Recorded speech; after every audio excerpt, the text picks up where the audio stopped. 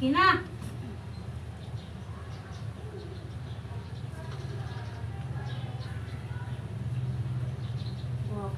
Lolo. Umiplo.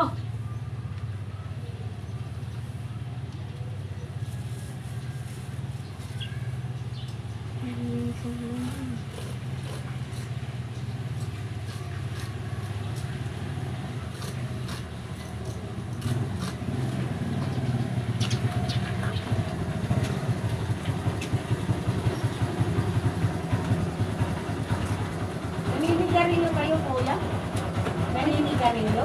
Ikaw sisindi. May letter kayo? Nakalimutan ko. Mabuti na lang mayroon. Mag-aano kayo? Mag-ahalo.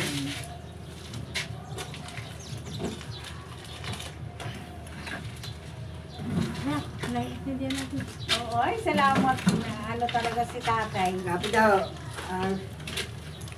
Kasi nakalimutan namin bumili.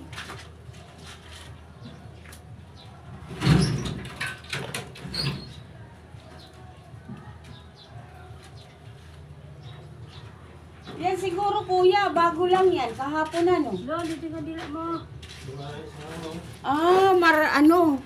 Martes. Ulo. Kasi Lunes. Linggo. Kasi linggo din si tatay, Linibay. Oh, magkasunod lang yan. Oo. Hapon lang dumating ko. Kahapon. Tama. Matanda rin ano. Puro matandang tatay. Pwede ba itong alisin? Ganito? Saan? Ha? Oo. Pwede makairam ng ano yun? Mayroon pa kayo extra? Wala pati nandun ko yung paalam. Ayan, nakabukong. Mm-mm. Ay, sa taas kayong gagawa.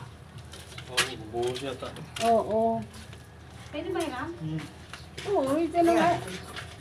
Andyan na, nakasindi na. Thank you.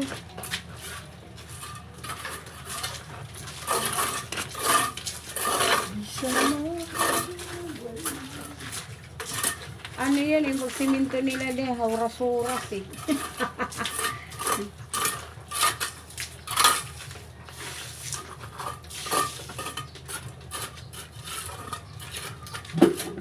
Pwede pala pag ganito, bakal. No? Dapat na lang, baka Baka meron na sila? Hindi ko alam kasi yung ano doon sa kapatid ko, baka mayroon na eh. Sige, pagbalik namin, nawala pa kasi doon kami nakatira sa Luzon eh. Naalis na natin, di ba? Oo, yun nga, naalis na. Ano yan, sobra yun yung pag ano halo.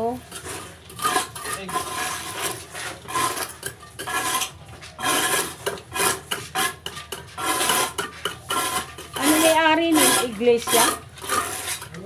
Ha? Ito itong ano? Saba- yan, English.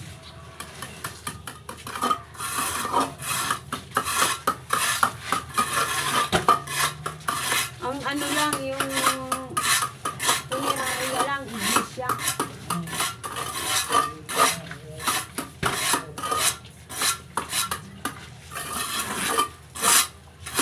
Kasi yung paa ni tatay, hindi nila na ituwid eh.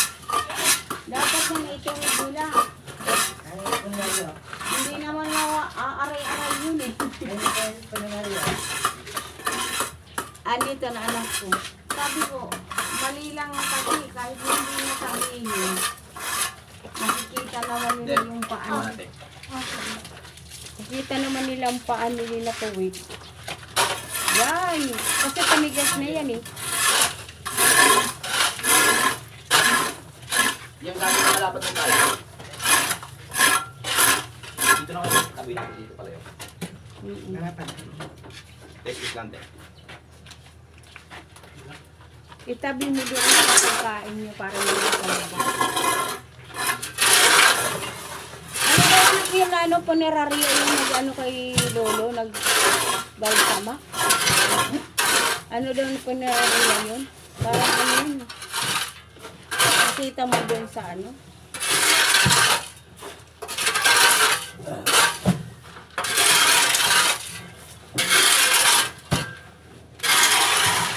yung binuksan namin, sabi daw, magdadagdag pa daw pag in-stress.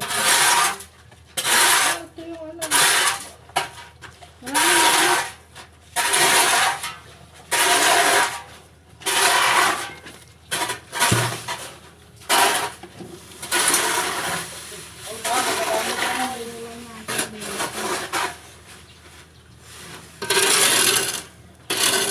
Ako.